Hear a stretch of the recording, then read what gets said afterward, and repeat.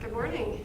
Good morning. So I'm going to be talking about some skill development, and if you have some time, also a little bit about applying the skill and looking at how intellectual humility relates to pro-social behaviors. And I know my abstract was really vague, but that's because I didn't know at the time what I would be looking at or which kind of area I wanted to focus on. So I just want to start with a word of thanks to the Fuller Thrive Center and the Templeton Foundation for their generous support of this research. So I'm going to start with the skill development portion, and this is an article that is currently in press, so I'm going to be talking about the way it is now at this point.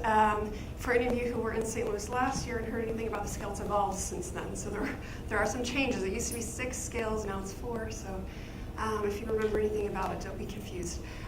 So just to start off with our conceptualization of intellectual humility. So thinking about first how that relates to humility in general. Where general humility, there are a variety of definitions out there, but most of them tend to focus to a certain extent on individuals being able to have an accurate perception of themselves, including their abilities and their accomplishments, being able to keep that in perspective. And so intellectual humility, the way we conceptualize that is rather than applying humility to the person and their abilities and accomplishments, applying humility to the person's ideas, their opinions, their perspectives. So really it's about humility with regard to the way one acquires knowledge, holds knowledge, and applies knowledge. So more specifically, one of the challenges for me was boiling down a definition of intellectual humility. So I started with like a 3-4 paragraph long definition, right? And was challenged also by peer reviewers to be more specific in terms of really what is at the core of this construct as opposed to what are maybe the correlates or the outgrowths of intellectual humility. And so what I finally ended up at in terms of just a one-phrase definition would be that intellectual humility is a non-threatening awareness of one's intellectual fallibility. So being aware of the limits to your knowledge and the limits to your cognitive faculties in a way that you're not threatened by that limitation. Or don't feel threatened by that limitation. And so consistent with the theoretical literature on that topic, we would expect then that non-threatening awareness of your intellectual fallibility would be related to openness to revising your viewpoints when warranted, that it would be associated with a lack of overconfidence about your beliefs and opinions and values, that it would be associated also with respect for other people's perspectives, and also then because of this non-threatening aspect, that it would be associated with a lack of feelings of threat in the face of intellectual disagreements. So, rationale for skill development. I think intellectual humility obviously has a lot of potential in terms of it holding the ability to promote a lot of positive aspects of human thriving, including encouraging collaboration, tolerance of others, civil discourse, but to be able to understand how intellectual humility relates to those aspects of human thriving, we obviously need to be able to study in a way that we can quantify this construct. And so I think the scientific progress and all the interesting research questions that I was interested in really required a way to measure and assess intellectual humility, which at the time that I got interested in this topic, really there wasn't much out there. Now I've heard about so many scales this week. I'm really excited about that and all the options that we have now to kind of promote research in this area. So what I worked on was a self-report scale, so just a few words about that in terms of that methodology. Obviously there are limitations to using self-report to assess any kind of constructs, and in particular, people are concerned about using self-report for assessing any kind of humility construct.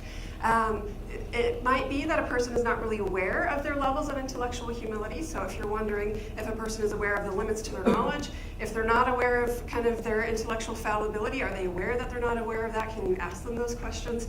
And then in particular, also related to the humility issue, you might have this situation where people who lack intellectual humility might be kind of self-promoting and therefore score higher than their true scores. And that those who are intellectually humble might have this modesty effect. So you're decreasing the variance in your scores. And Wade, in his presentation, had a great graph from a paper that they had that really shows that visually, which is really cool.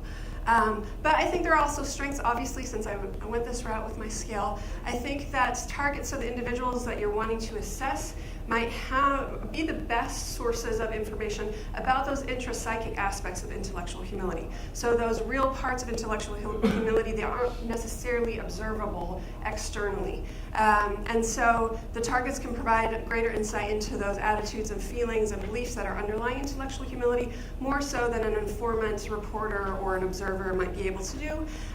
Also, informant reporters may not be available or may not be that accurate, depending on how well they know the person. So some studies have shown that peer ratings can be effective when those peers are fairly familiar with the person, but otherwise they might not be that effective. And also, along with this, I would say it doesn't require specialized materials either, so obviously implicit measures are valuable as well, but require kind of some extra materials along the way. So for being able to use this in research, but especially applied settings, it's nice to have something that you can just give to an individual without needing others and other materials. And I think it just adds one valuable piece to that multimodal approach, where ideally we'd be using those informant reports, we'd be using observational measures, implicit measures, as well as some kind of self-report assessment.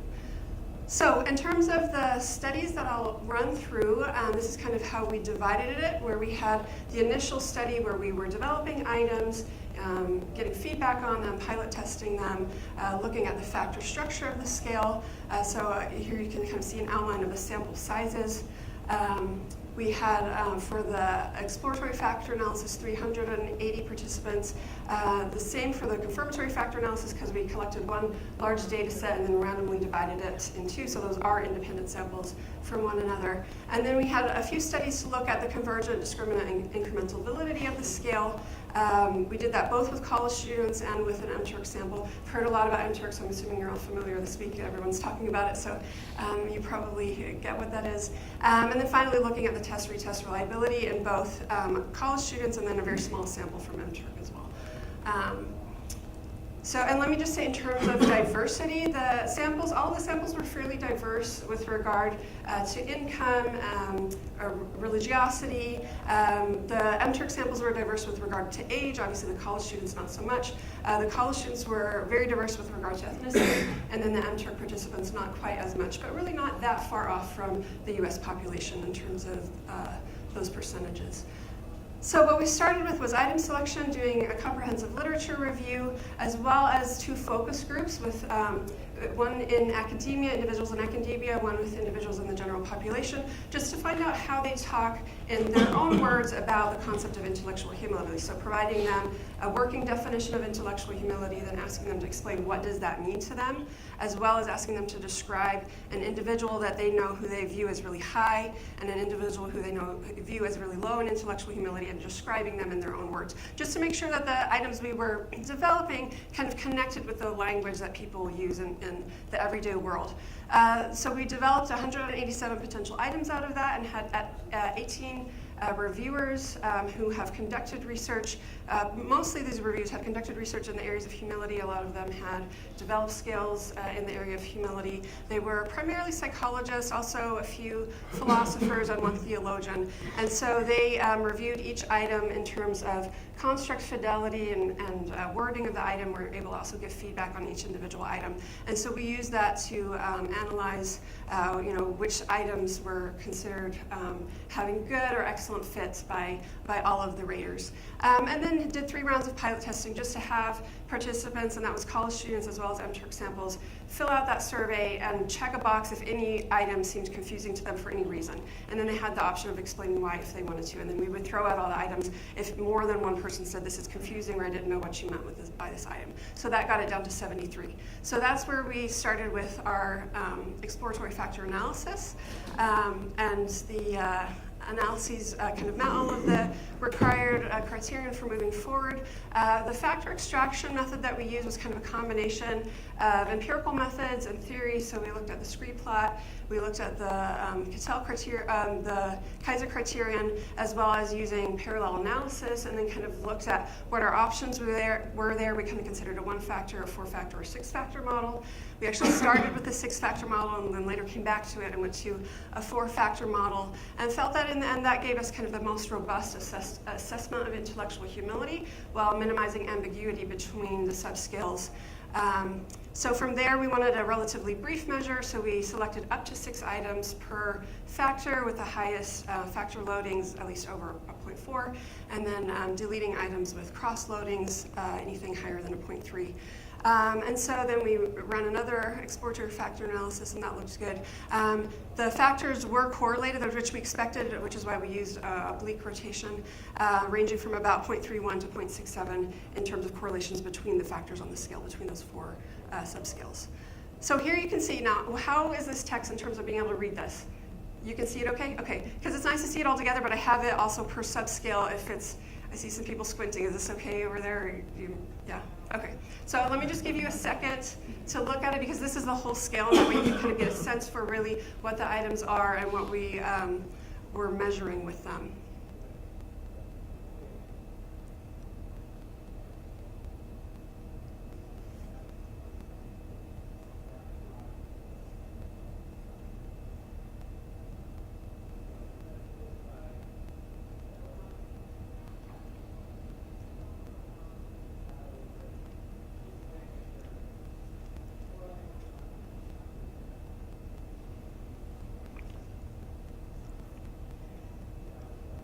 Question? So did it trouble you that I guess they're all reverse scoring the factors 1 and 4? Yeah, so yeah, and that was interesting. And that's just kind of the way that it turned out. And we reverse coded them in the sense that, you know, we could have left them in the opposite direction and had scoring in different directions for high versus low intellectual humility, but wanted to reverse score just so they all be consistent in terms of representing higher intellectual humility. But that is the way that it fell out. And when we looked at, for example, the 2-factor model, it was pretty much an artifact of the positive versus negatively word keyed items. But I think in terms of the constructs and the content, that they're still getting at themes here. Did I see another? Is it okay to ask questions? Sure, yeah. So what I really liked about the construct as you presented it earlier was that it seemed to essentially evolve dispositions to feelings of various sorts. I'm wondering which item was tapping that. Yeah, okay, so that's a good point. So I was going to emphasize that we conceptualize intellectual humility both as those intrapsychic as well as interpersonal qualities. And so you're asking about which ones tap the feelings? Yeah, so that's kind of the aspect of independence of intellect and ego, so not feeling threatened in the face of intellectual disagreement. So, you know, I feel small when people disagree with me. That would be a feeling. You know, I feel like it's a personal attack when someone disagrees with me. So that's kind of like the separation between intellect and ego, that if you have either realize that you've made mistakes in your thinking or people disagree with you, then does that for you become something that you feel is a limitation of who you are as a person, of your identity, of your ego, and therefore will you be defensive about it? So that's kind of what that subscale is getting at. So you can see here the 4 factors: independence of intellect and ego is what I was just talking about. So can the person separate out who they are as a person from their thoughts and beliefs and values, to where if they realize they've made a mistake or they've been inaccurate or they have a disagreement, that doesn't threaten who they are as a person. And that might also kind of key in with a lot of what we've been hearing about in terms of decreased focus, so decreased self-focus as an aspect of humility, where again, if your thoughts and beliefs and values aren't the same thing as who you are, then you could be very much invested in your ideas and your beliefs and values without that being something that you're focusing on in kind of an arrogant type of way. Because it's not necessarily representing you as a person. Then we also had a subscale on openness to revising your viewpoints, so being open to making changes when relevant, and respecting the viewpoints of others, and then lacking intellectual overconfidence, so kind of getting at awareness of cognitive biases as well as kind of a lack of intellectual arrogance. So I had them larger. I'm going to just click through these because I wasn't sure if you'd be able to read them with them all on one slide. So then we stuck with those same 22 items for confirmatory factor analyses with the new independent data set. We actually evaluated 3 different models and compared them to one another.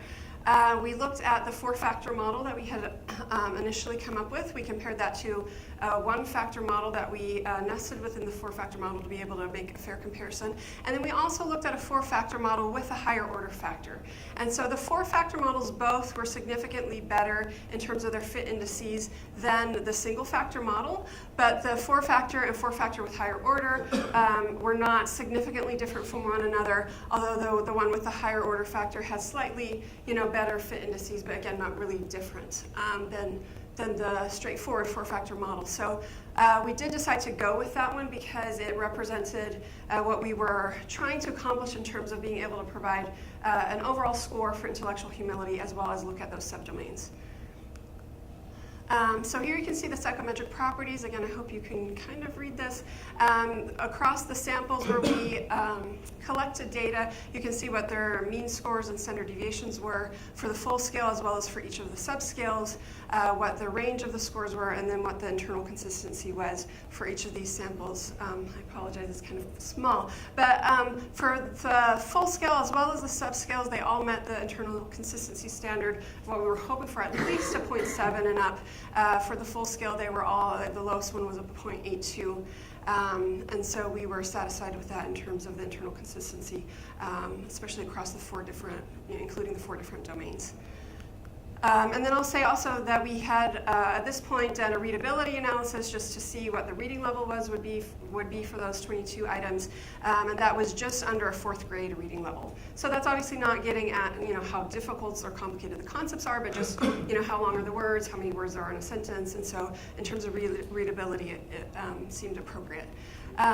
So then we looked at the convergent and discriminant validity of the scale and found that there were, as we expected, moderate correlations with another scale of intellectual humility. And this was the only one that I had items for at the time. I wish I could have compared it to all these new scales that are out there now. But McElroy's scale, several people who are here, actually a few in the room, who worked on this one as well, which had 2 subscales, or has 2 subscales, intellectual openness and intellectual arrogance, where intellectual arrogance is actually keyed in that direction of being more arrogant. And so, as we would expect, then our items were similar in terms of having correlations around 0.5 with that scale. Now this was designed as an informant report scale, and we used it as a self-report. So you wrote these items as self-report items, and that's how we compared it. We didn't apply this in the way that they had initially designed it as a peer or informant report scale. We also saw moderate correlations with open-minded thinking, which we were expecting to be associated with intellectual humility, as well as openness to experience. So in terms of the personality factors, general humility tends to be associated most with agreeableness, but we thought intellectual humility would differentiate itself from that and be associated a little bit more with openness to experience as opposed to agreeableness, and that's one of the variables that we looked at. Then we saw small to moderate correlations with measures of general intellectual humility. So we looked at just the humility subscale of the hexagon, so out of that honesty, humility scale, just looking at those humility items, as well as looking at the humility subscale of the values and action scale, but we were using the international personality item pool. So for several of our scales, we used so when you see IPIP, that's what that's referring to. So items in the public domain that represent kind of commonly measured constructs. And then we had small correlations with social desirability, so 0.22 and 0.15 in the 2 studies where we were looking at the discriminant validity. So the items were related, but not at a level that we would be overly concerned about that. And then we saw no correlation with low self-regard, with conformity to others, with social confidence, and even a small positive correlation with self-confidence. And so this importantly is emphasizing that intellectual humility is not the same thing as being diffident or lacking confidence in yourself or in your viewpoints or your ideas, that you can be both confident and intellectually humble at the same time, that it's not tapping into kind of this low self-regard or lack of confidence in your values and beliefs and opinions. So next we went into looking at kind of the incremental validity that might be provided by this scale compared to other scales that are already out there in terms of justifying the use of this as a new scale. And so we looked at whether it would predict various outcomes. So open-mindedness was one of the main outcomes that we were expecting to see come out of intellectual humility. And so here first you'll see a comparison to the McElroy scale that I was mentioning before, that with the two subscales of intellectual arrogance and intellectual openness. And we did see that the new scale, and kind of ironic, the comprehensive intellectual humility scale, it started as 6 factors, now it's 4, so not quite as comprehensive, but still we're trying to go as broad as possible in terms of getting at the actual construct of intellectual humility. Plus the intellectual humility scale title was already taken, so we had to find something else. But it did account for about 12.4% of variance in open-mindedness beyond that scale that we had access to at the time. Then we also looked at whether it would predict variance beyond just general humility, right? So is this construct really different than humility in general? What does intellectual humility have to offer? And so we looked at those most commonly used measures of general humility with the hexaco, the greed, avoidance, and modesty making up the humility items, as well as the VIA humility scale from the IPIP, and saw there that the comprehensive intellectual humility scale accounted for 26.2% of the variance in open-mindedness above these general measures of humility. Then we also looked at whether humility would predict variables certain variables more so than intellectual humility, as a way again of differentiating those variables from one another, and saw that those general scales of intellectual humility, the same ones as the previous slide, were able to predict both narcissism and psychological entitlement, so the sense of deserving more than other people, more so than intellectual humility, again indicating that you're getting at a different construct than just general humility, that intellectual humility is distinct from that. And then all of these I should have mentioned were controlling for age and social desirability. This was so far with the MTurk sample, so age was correlated with the intellectual humility scale, but none of the other demographic factors were correlated, including income, race, even relationship status, religiosity. None of those things were correlated. Which way was age correlated? Older people were more humble? I believe so, and I would probably actually have to look at that to make sure, but I think that is the direction that individuals who were older scored higher in terms of intellectual humility. Yeah. And then we also looked at whether intellectual humility could differentiate itself from cognitive complexity, or kind of the need for cognition. So some people have actually built this into their definitions of intellectual humility in terms of the love of learning. But we actually thought, as we were narrowing our definition, that being intellectually humble is not synonymous with loving learning or this need for cognition. I can think of my younger brother who's talented in so many ways, but he does not love learning. Does that mean that he's not intellectually humble? I would say not necessarily. So those things might be distinct from one another. And so again, we looked at whether the scale, the intellectual humility scale, would predict open-minded thinking and tolerance for other people and other ideas above what you would get out of the understanding facet of the 6-factor personality questionnaire, which we actually use, again, the IPIP items, which are labeled as comprehension, kind of looking at some of those love of learning, desire to engage in complex intellectual types of activities. And again, saw variance in both of those, with more variance on the open-minded thinking side, but still about 5.1% of variance in tolerance predicted by the intellectual humility scale above what you get just out of this kind of complexity of thinking.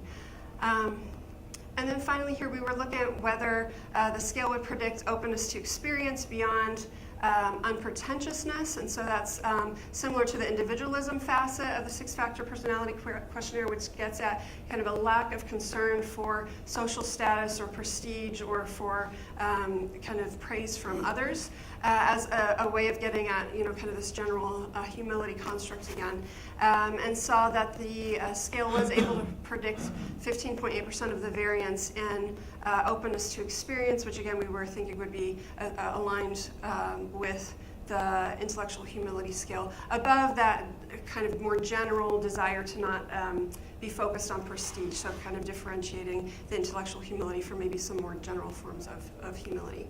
And then finally, we looked at the test-retest reliability. The first one was the larger sample, I think 137 college students. And so after 1 month test-retest, the correlation, this was with comparison correlations, was 0.75. Then we just had that smaller sample from MTurk of 40 participants, so I don't know how much we should rely on that. That was dipped a little bit lower, but that was after 3 months, so quite a long follow-up period in terms of the test-retest of the scale, and that was at a 0.70 then.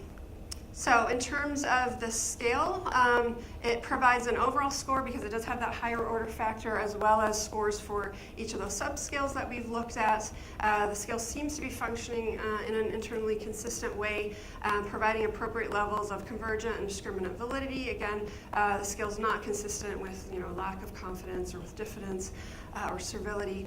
And then there were modest correlations with social desirability, about somewhere around 2.5 to 4.5% shared variance between social desirability and the scale. But as you saw with those incremental validity analyses, that the scale is able to predict outcomes even when controlling for that social desirability factor. And so hopefully this will contribute to the research that's being done in this area. As I mentioned before, really excited about all the skills that are available now, and I think this is going to promote a lot of ongoing research in terms of finding out really what the value is of intellectual humility, how we might even be able to encourage intellectual humility in people by assessing that empirically. So I have a little bit of time left, so I'm going to talk about an initial study. So we've looked at how intellectual humility relates to a variety of constructs, and so I just wanted to highlight one piece that we've looked at recently, which is related to pro-social outcomes and looking at particularly pro-social attitudes and values and how intellectual humility relates to those. And so in terms of the empirical literature, it's very limited at this point, and at least what's out there already published. I know there's a lot that's been done in the meantime, but I was able to find about 6 empirical studies that looked at intellectual humility. Specific of them had some kind of social variable that they were considering, and it seemed like intellectual humility from those studies does have a lot of promise in terms of promoting positive interactions and pro-social values, so including being able to be more tolerant of other people, being able to have positive perspectives of other people, being able to also smooth over kind of social problems in relationships, at least in what we know so far. I would say, even though the empirical literature is limited, that theoretically we could say that intellectual humility may be closely associated with empathy and gratitude. So these are 2 of the constructs that I was interested in looking at in terms of their relation to intellectual humility, where if you think of intellectual humility with that construct of being aware of your own intellectual limits and keeping those in perspective, that you might be more likely then to be able to, and more willing to be able to adopt the perspective of another person. It also includes that respect for other people's perspectives. And so that would likely lead to greater empathy, then also being able to keep your own perspectives or keep your own values within a perspective, and realize your own weaknesses. You might be more likely to value others and kind of the intellectual contribution that they have to offer, leading to greater gratitude. And then from there, there's plenty of empirical support with all kinds of methodologies, including experimental studies and neurological studies, observational studies, that empathy and gratitude both are associated with a host of positive pro-social behaviors and values and outcomes. And so we were interested in looking at whether intellectual humility would be associated with those positive outcomes, including the gratitude and the empathy, as well as more altruism, benevolence, universalism, and less power-seeking. And then whether empathy and gratitude would specifically be the vehicles through which intellectual humility might be related to some of those other pro-social values and outcomes. And when we get to the measures, I'll talk a little bit more about what those are. So we conducted a study with 314 adults from MTurk again, and used the intellectual humility scale that I was just describing. We used from the interpersonal reactivity inventory 2 of the subscales, the perspective taking subscale and the empathetic concern subscale, to get at both kind of the emotional and the cognitive aspects of empathy. We used the grateful disposition scale as kind of a more general measure of thankfulness for people and life situations. Used a 4-item altruistic value subscale that emphasizes the importance of altruism and the importance of being altruistic in one's life, that's been used in some national opinion polling. And then the Swartz Values Survey. How many of you are familiar with that in terms of benevolence? Yeah. No? Okay, so benevolence, looking at the extent to which you're concerned with the welfare of other individuals that you have contact with in daily life. Universalism being a little bit broader than that in terms of being concerned with the welfare of all people and nature, so not just those that you have personal interactions with. And then power seeking, desiring to have kind of a position of power within social situations, being able to control people and resources. And so I'm going to go through this kind of quickly because I do want to give some time for questions and discussion. Basically what we saw here, and I won't walk you through each one just so that we can get to the end, but that the intellectual humility scale did predict each of these positive outcomes that I was just mentioning above the correlated demographic factors as well as above social desirability. So it did predict perspective taking, empathetic concern, gratitude, altruism, benevolence, universalism, and power. And then I looked at some mediation models and used a multiple mediator model, which is going to be a little bit more stringent in terms of the fact that each of those mediators is going to be controlling or going to be looking at the effects of the mediator while controlling for the effects of the other mediators. And so what I found is when I looked at each of these mediators individually, they were for the most part significant, but when you put them all together, then that kind of minimized the effects of some of the other mediators. So what you see here is when you're controlling for the others. And so intellectual humility was associated with altruism directly after taking out the variance attributed by perspective taking, empathetic concern, and gratitude, but empathetic concern and gratitude were accounting for a fairly good portion of the relationship between intellectual humility and altruism, and all of these analyses were controlling for age and social desirability as well. And so you can see with the effect sizes here, the kappa square, so that's looking at the size of the indirect effect in comparison to the total possible indirect effects for that relationship, that they're about in the small to medium range, so small for gratitude, medium for empathetic concern. Almost identical with regard to the relationship between intellectual humility and benevolence, other than that this was a full mediation, so that direct link between intellectual humility and benevolence was no longer there after looking at the mediated effect. In terms of universalism, it was perspective taking and empathetic concern that were the significant mediators between intellectual humility and universalism. And then for power, you can see, again, still a direct effect, so intellectual humility was directly predictive of less power seeking even after taking out the indirect effect, but it was particularly empathetic concern here that was mediating that relationship, that the more intellectually humble a person was, the less they were focused on seeking power. And so I'm going to just go on to kind of the discussion here for the sake of time. It may be that intellectual humility is a precursor to empathy and gratitude, which then helps to explain those relationships that we already have in the literature between empathy and gratitude and pro-social outcomes, or not explain it, but to be kind of a precursor to those relationships happening. Sometimes mediation models will kind of disregard the predictor and just look at the mediators, but it may be that intellectual humility puts a person in a unique position to be able to be empathetic and to be able to be grateful, and that then promotes a lot more, or a greater host of positive outcomes. Although there were some direct links as well, so they weren't all full mediation models, so there seems to be a direct relationship between intellectual humility and these outcomes as well, which is what I just said. So implications, it may be that we see from the literature that humility is associated with a lot of positive outcomes. This seems to extend that to intellectual humility as a variable as well.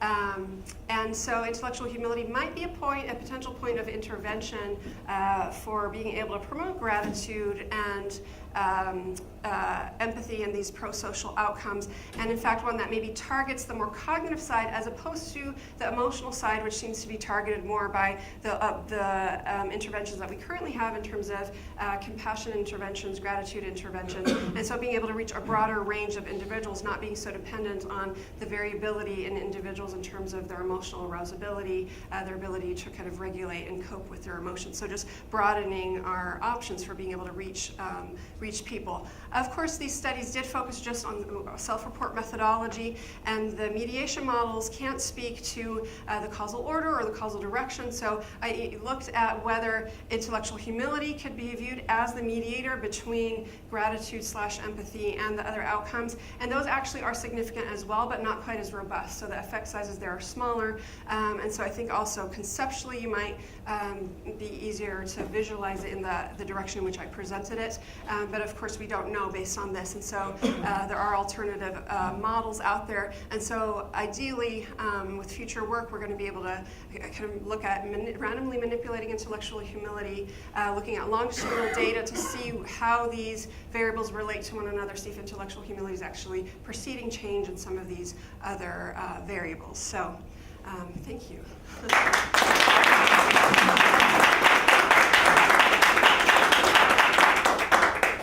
Okay, we got about 10 minutes. Keep your hand up and go ahead. Me or Rick? Go ahead. Okay. Exceptional job. Not only is your scale comprehensive, but your procedure, psychometric procedure is comprehensive.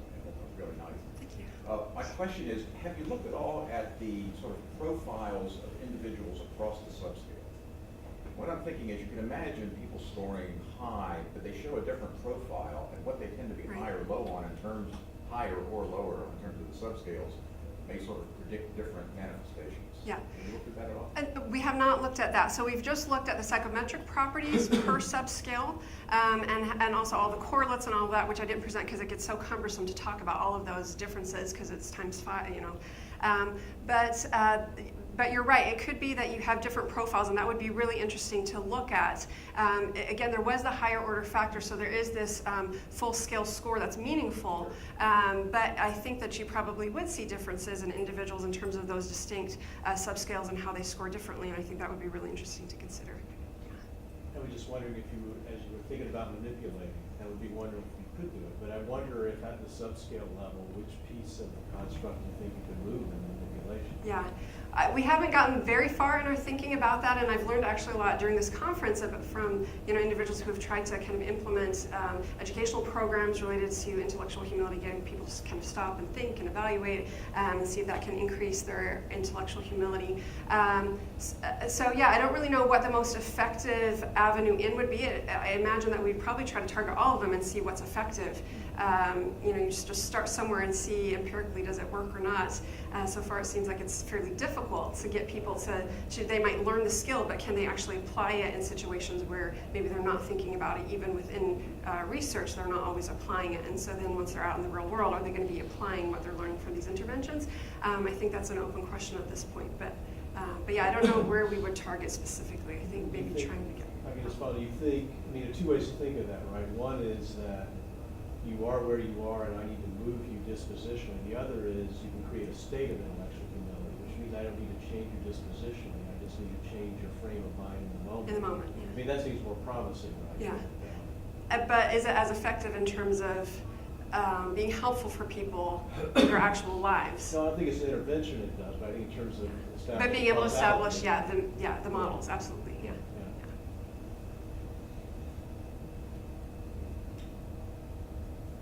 So there are all these scales floating around. Yes. You've got 2 dozen of them. Are you all going to get together and do an old standard of some sort, or whatever you guys call it? Yeah, well, I think, do you want to talk about your website you're working on? Well, we are developing a website that will at least list the scales. I don't know, I mean, we want to make sure all the scales that are included in the website are worthy of inclusion, but I don't know if we're necessarily going to say this scale's better than another one. It might be much more dependent upon what question the person is asking. So I think at least we want to make those available. And this is definitely a good candidate to be included. And I think time will tell, right? We're still early, I think, at least with this one. We've collected data, but until you really start applying it more, you won't know how each of the scales function. So, and it's nice sometimes to have multiple options.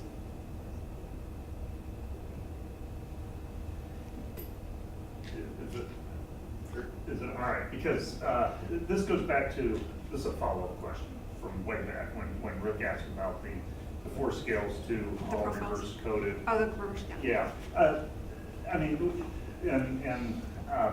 we have had the same problem, or if it's a problem, but we even went so far as to just test with a quick, small, relatively small MTurk sample where we just took our positively worded items and threw the word not in there, and just to see what the factor loadings were like, and they fell out still. the same way. So I'm wondering, here's my question, is there something about intellectual humility that really are taking I mean, it's common among a lot of constructs, but it seems to be unusually the case with intellectual humility, or humility too, in general, that the negative and the positive are independent of each other. Yeah, and that may be the case. Even with definitions of intellectual humility or humility, looking at, is it, the positive character of that trait, or is it the absence of something else? And maybe both then is the answer that Yeah, but I guess I wonder why too. I mean, why it's so unusual in this case. Well, part of it might be that in some cases it's curvilinear. There was that, we talked about the sweet spot. And so if we're just looking at linear models, then we're not. But I think there are a lot of constructs where the opposite is just not the same thing. Yeah. That you don't have, like I do work on shame, and people want to talk about shame, the opposite of shame being pride. Well, it's not actually, and I'm not sure that pride is, or arrogance is necessarily the opposite of humility, intellectual humility, in the way that we define it. I was just thinking, you can imagine, maybe get at some of this, if we do get 3 or 4 good candidate measures, there is a sort of overarching analysis where you say, hiding across these is the latent variable, right? You think of each scale as its own fallible indicator of the construct, and each one fallible in different ways, and then we might be able to really get at what the underlying latent variable is. Yeah. So applying them all separately, or trying to do factor analysis just with all the items together and creating a new higher scale? Confirmatory factor model right Yeah. there, right? Yeah. And then you operationally define it as the latent variable, then you look at how that relates to other things as a more pure form, absent all these sort of quirky features of each of our measures. And I think as a group we're on the right track though, because I do see a lot of commonalities across the different scales, even though independent work has been done in these areas. So yeah, I think that would be great. All right, you will have a very limited window for the next session, so.